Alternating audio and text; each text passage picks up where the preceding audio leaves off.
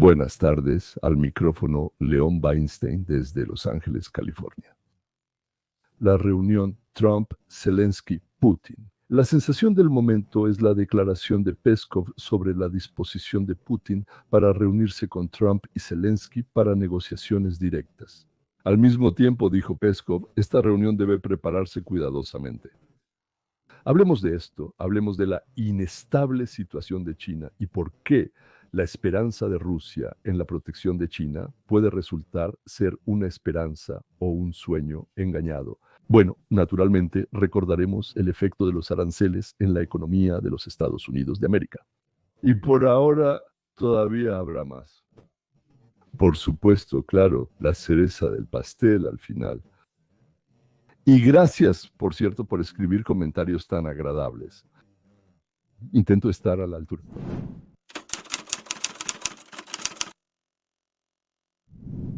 A menudo me preguntan si Trump puede decir, ya basta, ¿quieren seguir matándose entre ustedes? Mátense, yo me voy.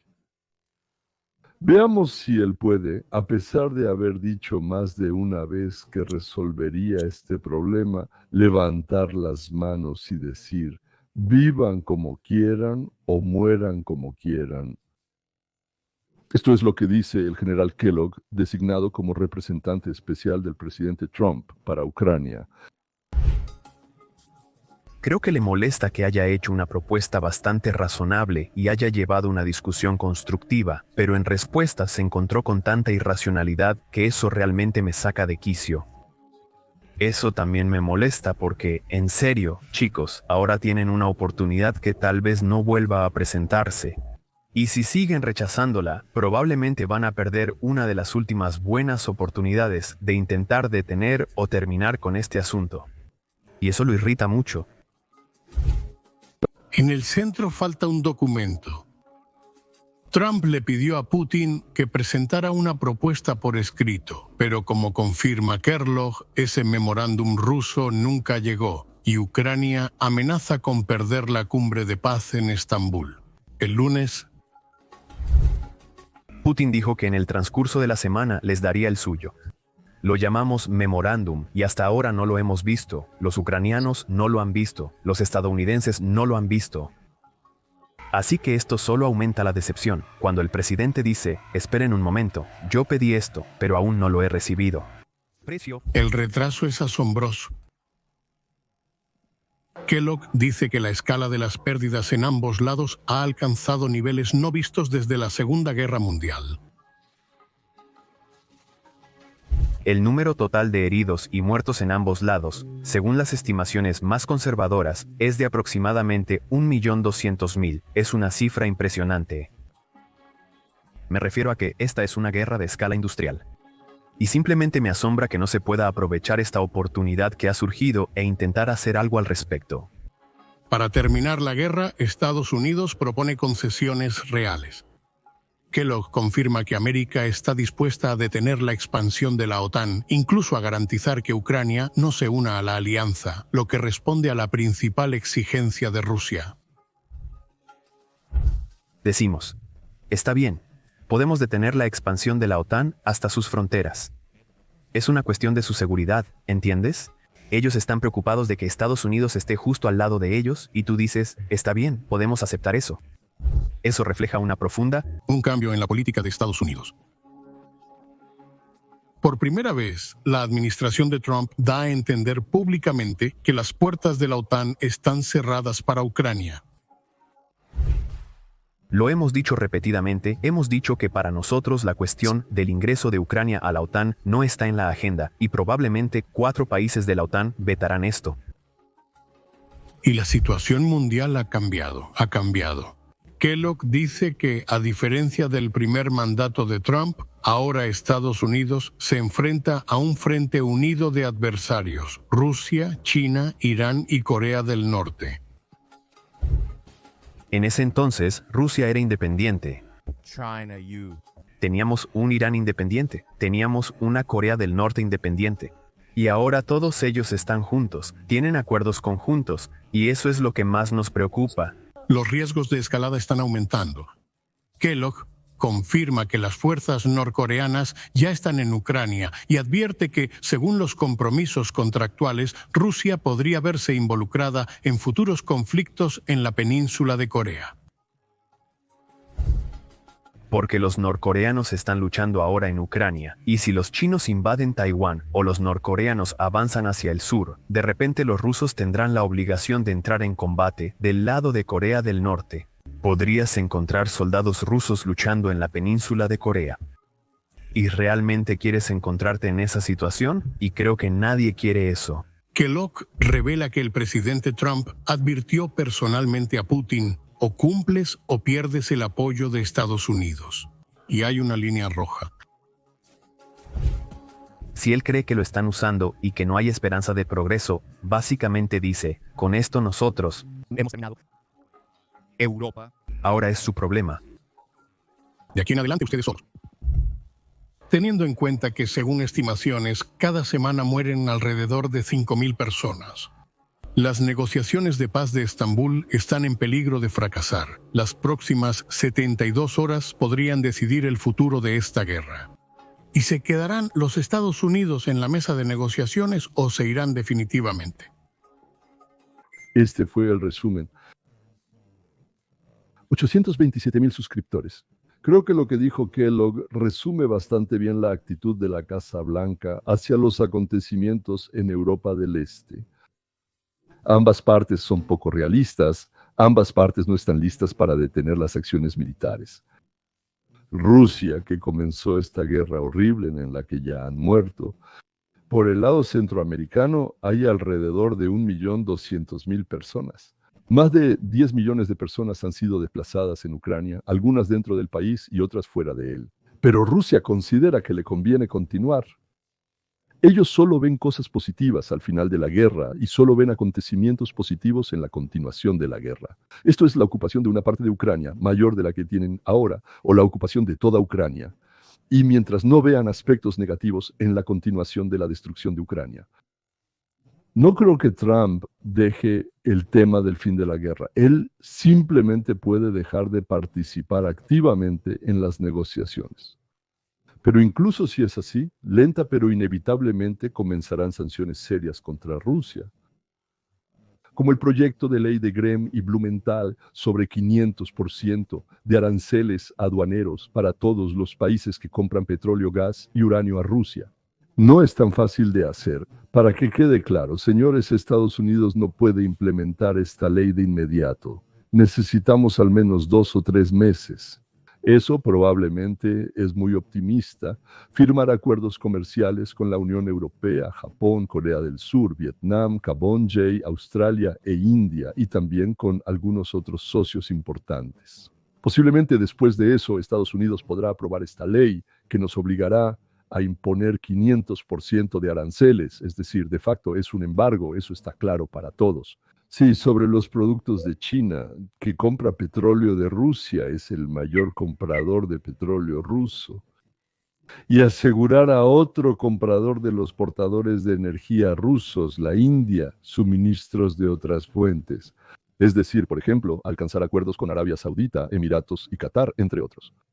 Esto requiere tiempo, negociaciones, logística, negociaciones secretas para que todo esto no salga a la luz. Y una preparación seria, incluyendo también, digamos, la reconversión, no la reconversión, probablemente el reacondicionamiento de algunas pequeñas refinerías para otro tipo de petróleo. Y también requiere la preparación de los países europeos para la transición al gas que no sea ruso. Bueno, digamos, el gas de Azerbaiyán, también el israelí, tal vez gas natural licuado de Estados Unidos, ese será más caro. Pero, por así decirlo, sin ninguna, digamos, condición política vinculada a esto. Entonces, hay que construir terminales en Europa, ¿no? Creo que construimos uno en Polonia para Alemania, pero no sé si está funcionando ahora o no. En resumen, esto demanda tiempo, esfuerzo e inversiones, pero si todo esto se paga, entonces Rusia realmente caerá de rodillas, de las que supuestamente la levantó Putin. Me refería a pagado, no a financiado. Usé la palabra equivocada.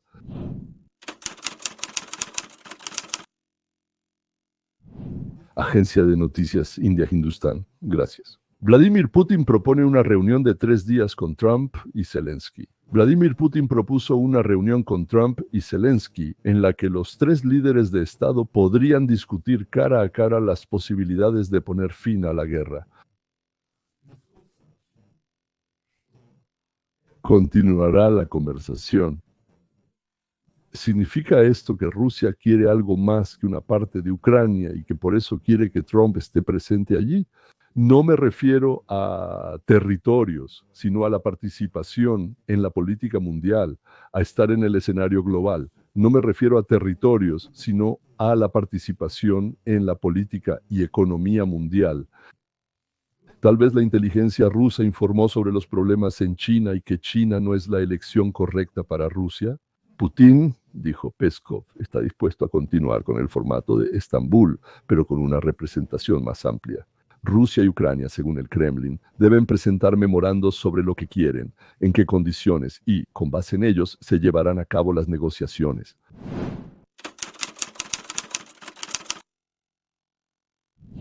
Alexandr Dubinsky, quien está en una prisión ucraniana y posiblemente, por cierto, expresa también la opinión del expatrón de Zelensky, el oligarca Benny Kolomoisky, que también está en prisión, afirma que Zelensky se opondrá a cualquier acuerdo de paz. Y esta trampa se llama rechazo del memorando que Rusia aún no ha redactado sobre el alto al fuego. Se afirma que Zelensky, ese monstruo verde, rechazó el memorando ruso sobre el alto al fuego sin siquiera revisarlo. Temiendo que los soldados que regresen del frente puedan rebelarse contra él, repite la advertencia sobre las pérdidas catastróficas en la guerra. Los diputados también denuncian el presunto abuso por parte del Servicio de Seguridad de Ucrania. Dubinsky afirma que la activista Elena Beresnaya, de 68 años, condenada por traición a la patria, sufrió un derrame cerebral en el tribunal después de ser torturada en un campo de concentración del Servicio de Seguridad de Ucrania. El asesinato de Andrei Portnov muestra que Europa no puede garantizarles seguridad. Esto es una señal directa para el círculo de Zelensky. O siguen el memorándum, o su vida terminará. En el exilio, Dmytruk presenta su claro plan de paz: deshacerse del monstruo verde. Ambos diputados, acusados de difundir propaganda rusa, insisten en que luchan por la supervivencia de Ucrania, llamando a sus seguidores a difundir su llamado a la paz. Mientras la guerra envuelve a Ucrania, la desobediencia de Dmytruk y Dubinsky al régimen de Zelensky resuena con algunos y amenaza con acusaciones de traición para otros, arrojando una sombra sobre la lucha del país por su futuro. Ambas personas mostradas en el video son exmiembros de la Rada Suprema de Ucrania y se les acusa de difundir propaganda rusa. Sus seguidores dicen que están luchando contra el régimen de Zelensky, que usurpó el poder y ahora no quiere terminar la guerra por miedo a ser expuesto y perder ese mismo poder. El debate entre los ucranianos sobre qué futuro le espera a su país después de que terminen las acciones militares apenas está comenzando. Y el principal socio y apoyo de Rusia, China, está en caída libre.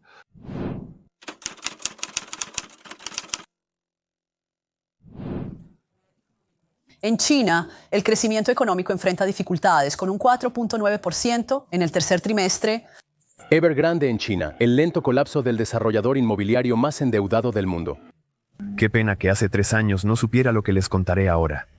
Porque mientras todos celebraban el milagro económico de China, yo observaba en tiempo real cómo se desarrollaba la mayor catástrofe financiera en la historia de la humanidad. Y lo más aterrador es que esto está a punto de afectar su bolsillo, su trabajo y su futuro, de una manera que ni siquiera podrían imaginar. Esta es la historia no contada de la bomba de deuda de China, de 53 billones de dólares, y de por qué el año 2025 podría ser el año en que todo cambie. Es decir, China, que era como un prestamista que daba dinero con intereses, de la noche a la mañana se convirtió en deudor No tienen con qué pagar los sueldos de los funcionarios, los empleados públicos y los pensionados compran lo necesario con tarjetas de crédito, llenándolas hasta el tope, y no está nada claro cómo van a pagar esas deudas. Y este es un hecho sorprendente.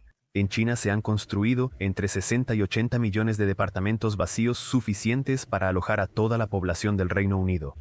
Todo está ahí, vacío y deteriorándose. La magnitud de este derroche es tan enorme que se puede ver desde el espacio. Déjenme relatarles cuando comprendí la profundidad de esta madriguera de conejo.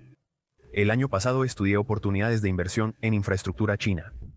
Los trenes de alta velocidad brillantes que todos mencionan, lo que descubrí me dejó en shock. Esos maravillosos trenes veloces generan pérdidas anuales de 20.000 millones de dólares cada uno. Odinoki God. Es como construir el parque de diversiones más costoso del mundo y luego ver cómo las bolas de heno ruedan por los pasillos desiertos. La propaganda no les dirá que la mayoría de estas líneas de ferrocarril son rutas fantasma. Imagínate un tren de 200 millones de dólares atravesando la zona rural china y puede que solo haya 12 pasajeros a bordo. Los ingresos por boletos no cubren las facturas de electricidad ni las deudas billonarias de construcción. Pero espera, se pone aún peor. ¿Recuerdas ese horrible accidente en 2011? Un rayo golpeó el sistema de señales, 2 trenes chocaron y murieron 40 personas. Lo que pasó después revela la esencia del enfoque chino hacia la infraestructura.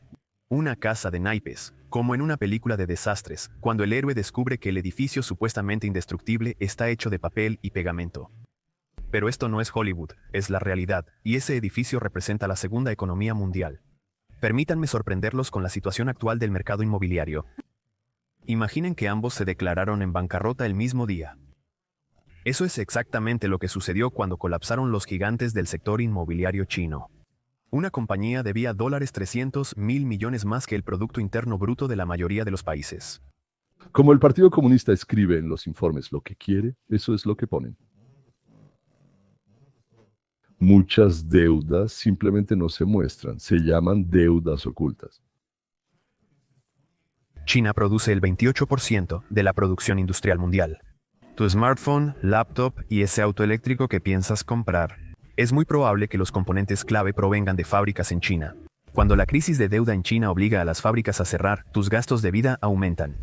Cuando los bancos chinos dejan de dar créditos, las cadenas de suministro globales se paralizan. Si China deja de comprar mineral de hierro australiano y soya brasileña, los precios de las materias primas se disparan. ¿Y adivina quién lo paga? Tú, en la tienda, la gasolinera, en todas partes. No intento asustarte, quiero prepararte. Mientras los políticos y medios principales fingen que esto es otro ciclo económico, el dinero inteligente ya comenzó a moverse. Esto que voy a decir ahora va a sonar completamente ilógico.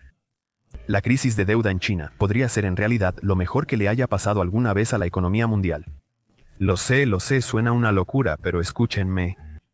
Durante décadas, dependimos peligrosamente de China prácticamente en todo. Esta crisis está obligando a las empresas a diversificar sus cadenas de suministro. Vietnam, India, México e incluso Estados Unidos están recibiendo grandes inversiones en manufactura, ya que las empresas buscan reducir su dependencia de China. Terminar con una persona tóxica es doloroso a corto plazo, pero liberador a largo plazo. Los países que han invertido en el desarrollo de su propia manufactura y en cadenas de suministro alternativas están a punto de ver cómo su estrategia da enormes frutos. Les presentaré algunas cifras que los dejarán asombrados. La deuda total de China asciende a 53 billones de dólares, lo que equivale a $37.000 per cápita.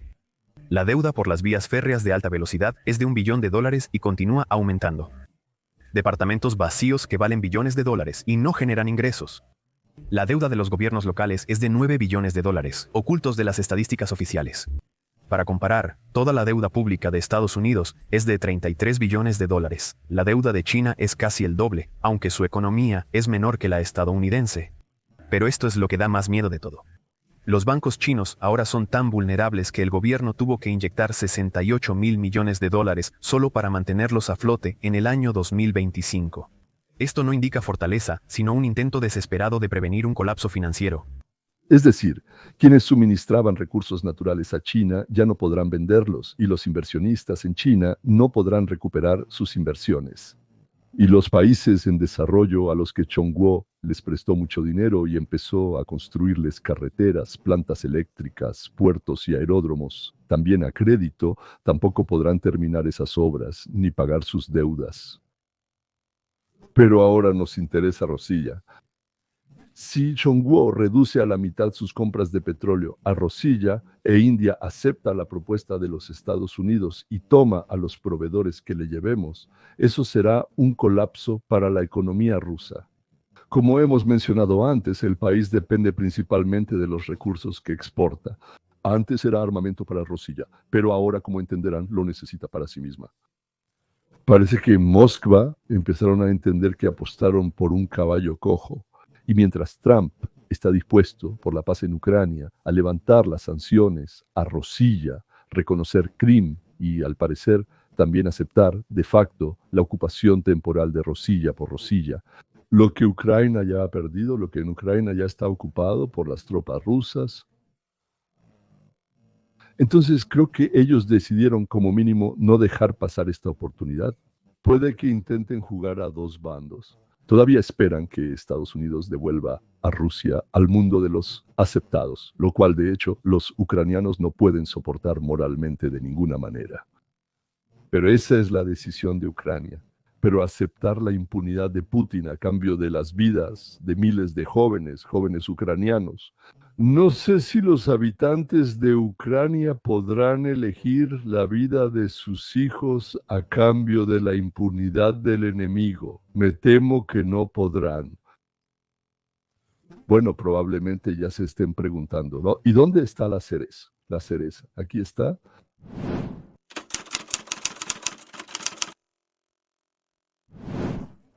Surgieron nuevos datos sobre la inflación, el principal indicador que la Reserva Federal monitorea de cerca. En este frente tenemos muy buenas noticias. En el mes, los precios subieron un 0.01%, anualmente un 2.1%.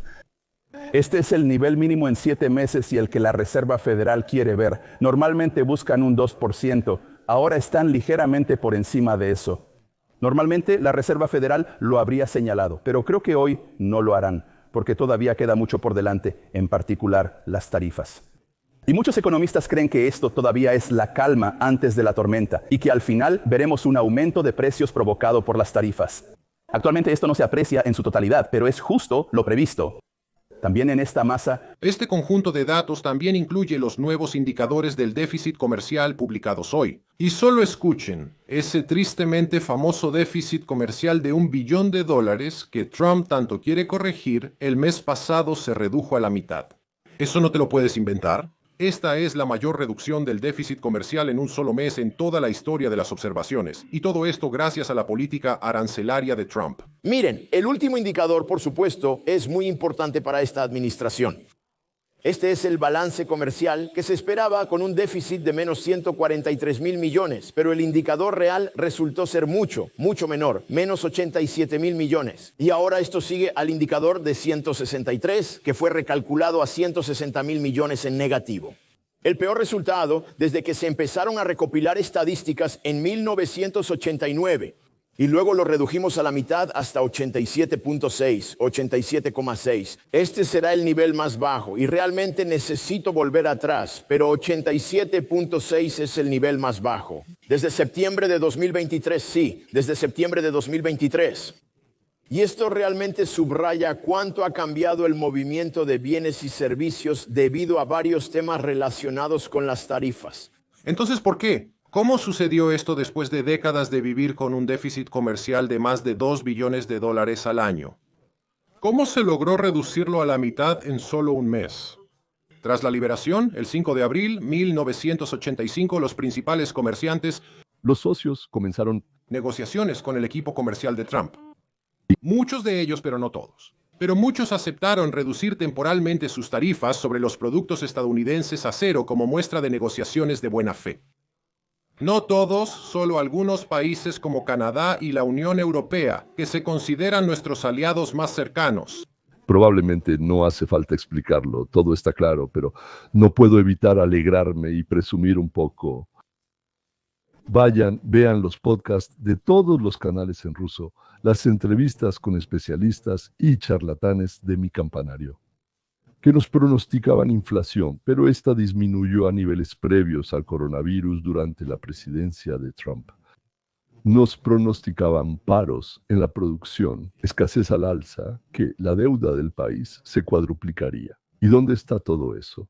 ¿Dónde está todo eso? Las deudas bajan, los ingresos crecen y la inflación disminuye. Ahora iniciarán las inversiones en alta tecnología, justo donde se construirán las fábricas, en los estados donde no hay sindicatos obligatorios. En resumen, tenemos el concepto del derecho de cualquier persona a trabajar. Sí, hay que aprobar en América una ley del derecho al trabajo. De lo contrario, el sindicato te asfixiará. Hay estados republicanos que aprobaron esa ley. Entonces ahí habrá un auge económico como la fiebre del oro en Klondike. Y en la oficina Oval, Trump escucha junto con los periodistas las noticias económicas. Los ingresos personales crecieron un 0.8%, eso es casi 3 veces más de lo que se esperaba. Entonces, ¿cuáles son realmente las cifras de ingresos para los primeros 4 meses del año?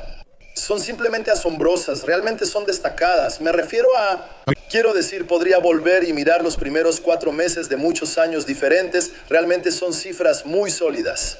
Tienes razón, esto es administración, son criticados por todo lo imaginable. Nunca en mi vida he visto que la política de una administración sea tan transparente como la de esta, que se pueda ver tan claramente por dentro.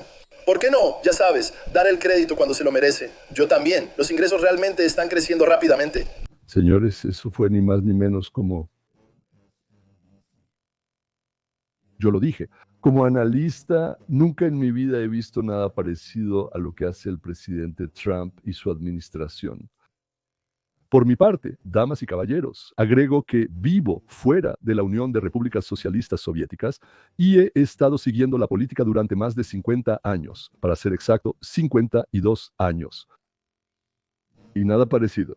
Pero ni con un solo presidente, ni siquiera con Nonu Derigene, he visto algo parecido a lo que está ocurriendo hoy en Estados Unidos. Así es como pasa. Los perros ladran, pero la caravana sigue su camino. Y sigue, gracias a Dios. Es una lástima que parte de la intelectualidad creativa de habla rusa haya resultado ser esos perros, por así decirlo. Pero normalmente, por cierto, la intelectualidad creativa suele ser algo tonta.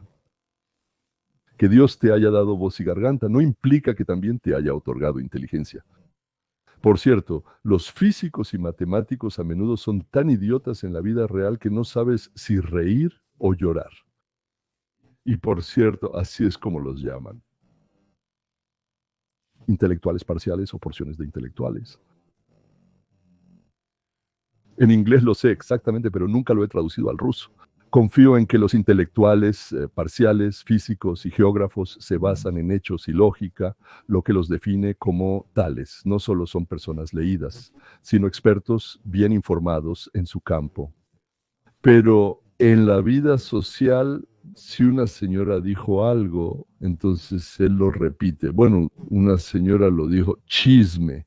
Así se llamaba en mis tiempos. O por ejemplo, un conocido idiota, pues se lo inventó. Y los demás idiotas empezaron a asentir con la cabeza, algunos con barba, otros sin, y a mugir aprobatoriamente, eructando vodka tibia.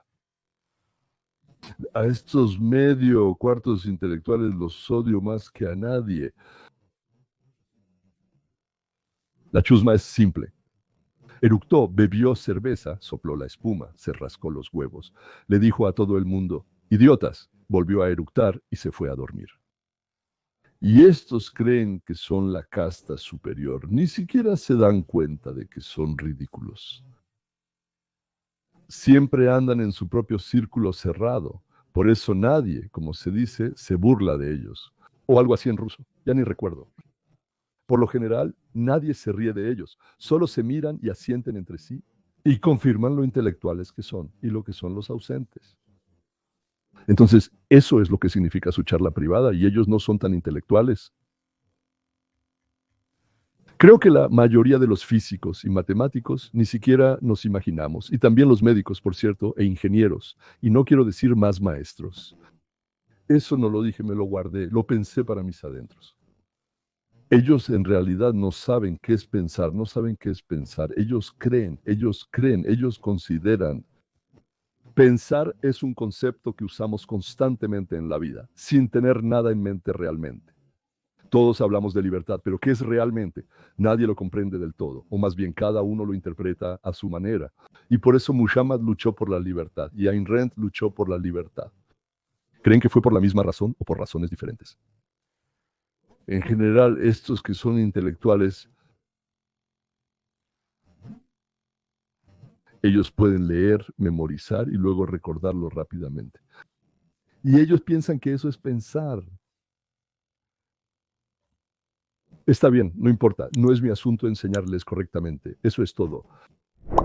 Ahí están los likes y suscripciones. Si les interesa información adicional, por favor, háganse patrocinadores. Desde $4 al mes hasta cualquier cantidad que deseen. Hasta luego.